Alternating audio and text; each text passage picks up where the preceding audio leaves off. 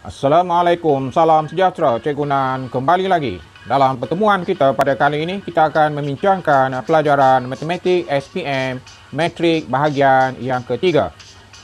So, dalam video ini, kita akan berkenalan dengan apa yang dikatakan sebagai Matrik Identity dan apakah yang dimaksudkan dengan Matrik Songsang.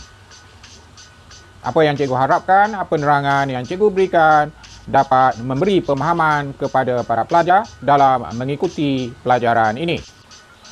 Para pelajar telah didedahkan sebelum ini bahawa suatu matrik terdiri daripada nombor-nombor yang disusun dalam suatu kumpulan berbentuk segi empat. Dan bila kita kata segi empat, mungkin dia segi empat sama ataupun segi empat tepat. Terdapat suatu matrik yang istimewa di mana ianya berbentuk segi empat sama. Dalam sesuatu matrik, dia terdiri daripada baris dan lajur. Sementara susunan ascending sebegini, ini kita panggil sebagai perpenjuru. Dan perpenjuru ini adalah merupakan perpenjuru pertama ataupun utama. Ini adalah perpenjuru yang kedua. Bagi matrik yang mempunyai bentuk segi empat sama dan nilai pada perpenjuru utamanya 1 dikenali sebagai matrik identity. Contohnya di sini kita ada matrik 2 darab 2 dengan perpenjuru utamanya adalah 1 sementara unsur yang lain bernilai sifar. Jadi ini adalah merupakan suatu matrik identity. Cikgu beri satu contoh yang lain.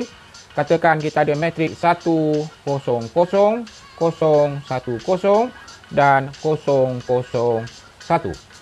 Ini juga adalah merupakan matrik identity kerana kesemua unsur-unsur pada perpenjuru utamanya bernilai 1 dan unsur-unsur yang lain bernilai sifar. Jadi ini adalah matrik identity bersaiz 3 baris, 3 lajur.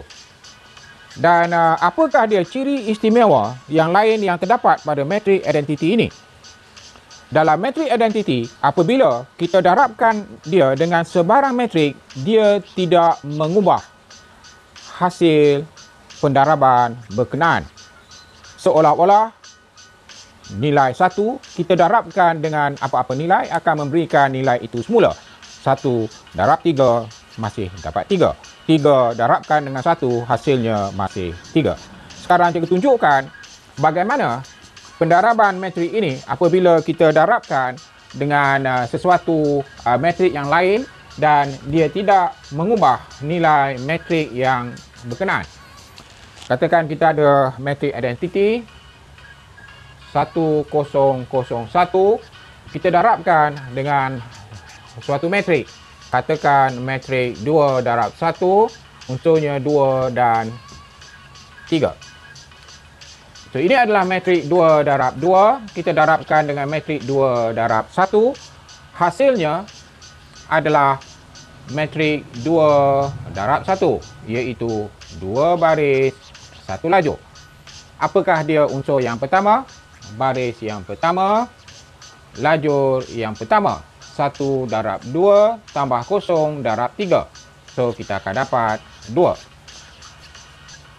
Baris yang kedua, lajur yang pertama. 0 darab 2 tambah 1 darab 3.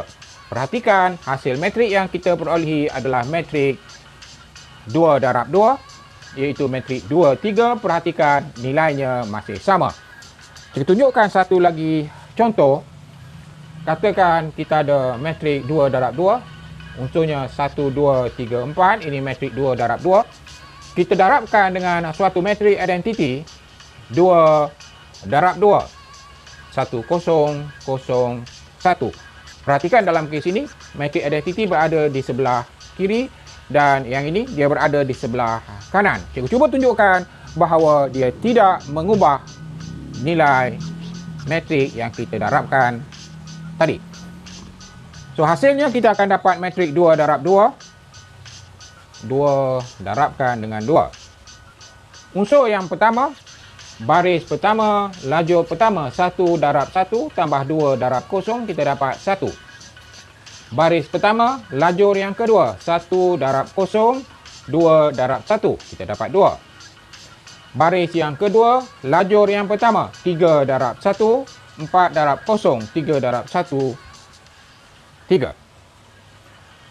Baris yang kedua, lajur yang kedua. Baris kedua, lajur kedua, 3 darab 0, 4 darab 1, kita dapat 4. Jadi perhatikan, metrik identity tidak mengubah nilai metrik yang kita darabkan tadi. Ini 1, 2, 3, 4. Kita masih dapat 1, 2, 3, 4. Jadi, cikgu harap para pelajar faham apa yang dimaksud dengan metrik identity. Suatu metrik bersaiz segi 4 sama yang apabila kita darabkan dengan metrik yang satu lagi, dia tidak mengubah nilai metrik yang satu lagi. Sekarang kita lihat apa yang dimaksudkan dengan metrik songsang.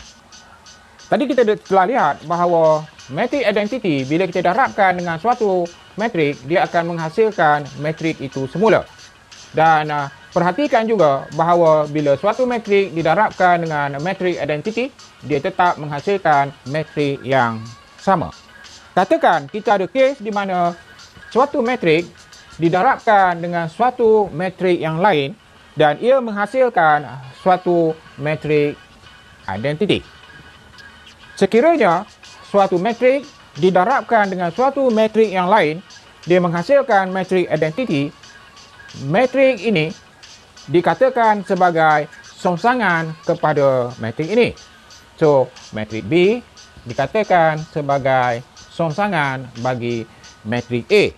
Begitu juga sebaliknya, metrik A adalah songsangan kepada metrik B. Dengan itu, untuk mentarifkan metrik songsang, dia adalah suatu metrik yang merupakan pasangan kepada suatu metrik yang hasil darabnya akan menghasilkan metrik identity. Tapi harus diingat bahawa bukan semua metrik mempunyai songsangan. Ada syarat yang perlu dipenuhi untuk suatu metrik itu mempunyai songsangan. Dalam mendapatkan suatu metrik, formula ataupun kaedah yang mudah yang kita boleh gunakan adalah seperti ini. Katakan kita ada suatu metrik A di mana kita tunjukkan untuk metrik bersaiz 2 darab 2 kerana para pelajar hanya perlu tahu songsangan untuk metrik 2 darab 2. Katakan unsur-unsurnya adalah A, B, C, D. Dan untuk kita tentukan sama ada metrik itu mempunyai songsangan ataupun tidak, kita perlu mengenal pasti apa yang dipanggil sebagai penentu ataupun dalam bahasa Inggerisnya discriminant. Yang dimaksudkan dengan penentu adalah beza di antara hasil darab perpenjuru utama dengan perpenjuru yang kedua, iaitu AD tolakkan dengan BC. Kita katakan suatu metrik mempunyai songsangan sekiranya penentunya tidak bernilai kosong. Jadi, sekiranya AD tolak BC tidak sama dengan kosong, maka metrik itu mempunyai songsangan. Dan bagaimana caranya untuk kita mendapatkan songsangan bagi metrik berkenaan? Formula untuk kita dapatkan songsangan bagi suatu metrik bersaiz 2 darab 2. Kita salin balik. Ini adalah metriknya A, B, C, D. Metrik songsangan bagi metrik ini adalah 1 per AD tolakkan dengan BC didarabkan dengan apa yang kita perlu lakukan pada perpenjuru yang pertama, kita alihkan ataupun kita tukarkan kedudukannya. D berada di sini, A berada di sini, dan seterusnya bagi perpenjuru yang kedua kita perlu tukarkan tanda daripada positif dia akan jadi negatif ataupun sebaliknya. Ini adalah formula yang boleh kita gunakan. Perhatikan, kita gunakan susunan objek ini A, B, C, D untuk mendapatkan songsangan 1 per AD tolakkan dengan BC yang kita panggil sebagai discriminant ataupun penentu tadi. Lakukan susunan semula pada perpenjuru utama dan ubah tanda pada penjuru yang kedua. Sekarang cikgu tunjukkan satu contoh mudah, iaitu suatu metrik A 2, 1, 4, 3. Katakan kita dikehendaki mendapatkan songsangan bagi metrik ini. Jadi perkara pertama, untuk semakan, kita tentukan sama ada terdapat metrik songsang ataupun tidak dengan cara kita menentukan nilai penentu. Nilai penentu adalah AD tolakkan dengan BC, 2 darab 3 tolakkan dengan 4. Kita dapati penentunya adalah 2, bukan kosong. Bermakna terdapat songsangan untuk metrik A. Kemudian kita gunakan formula tadi. Songsangan bagi A adalah 1 per AD 2 darab 3 tolakkan dengan BC 1 darab 4. Kemudian kita tukarkan kedudukan 2 dengan 3. So 3, 2. Dan kita ubah tanda pada penjuru yang kedua, negatif 1, negatif 4. Seterusnya kita lakukan operasi. Perhatikan 6 tolak 4 adalah 2. Jadi hasil yang kita perolehi adalah 3 per 2, negatif 1 per 2, negatif 4 per 2 dan 2 per 2. Ataupun kalau cikgu mudahkan, kita akan dapat kekalkan dia dalam bentuk pecahan tak wajar. 3 per 2, negatif 1 per 2. Ini adalah negatif 2 dan ini bernilai 1. Jadi ini adalah merupakan songsangan bagi metrik A. So, songsangan bagi metrik A adalah 3 per 2, negatif 1 per 2, negatif 2, 1. Itu adalah cara bagaimana untuk kita mendapatkan songsangan bagi sesuatu metrik 2 darabkan dengan 2. Tadi cikgu katakan bahawa apabila suatu metrik didarabkan dengan songsangannya, dia akan menghasilkan metrik identiti. Suatu metrik didarabkan dengan songsangannya, dia akan memberikan nilai ataupun metrik identiti. Sekarang cikgu akan cuba buktikan bahawa pernyataan ini adalah benar. Sekarang cikgu akan cuba darabkan metrik A dengan songsangannya, iaitu 2, 1, 4, 3. Kita darabkan dengan 3 per 2, negatif 1 per 2, negatif 2, 1. Kita akan cuba lihat apa hasil yang kita perolehi. Hasil darab metrik 2 darab 2 dengan metrik 2 darab 2. Sekarang kita darabkan baris yang pertama, lajur yang pertama, 2 darab 3 per 2, 1 darab negatif 2. Baris pertama, lajur yang kedua, 2 negatif 1 per 2 tambah 1 darabkan dengan 1. Baris kedua, lajur yang pertama, 4 darab 3 per 2, 3 darab negatif 2. Baris kedua, lajur yang kedua, 4 darab negatif 1 per 2, 3 darabkan dengan 1. Sekarang kita perhatikan apa hasil setelah kita mudahkan. Perhatikan di sini kita masukkan. So 3 tolak 2, kita dapat 1. 2 dengan 2 kita masukkan. Negatif 1 tambah 1, kosong. Kita masukkan yang sini dapat 2. 2 darab 3, 6. 3 darab negatif 2, negatif 6. 6 tolak 6, kita dapat kosong.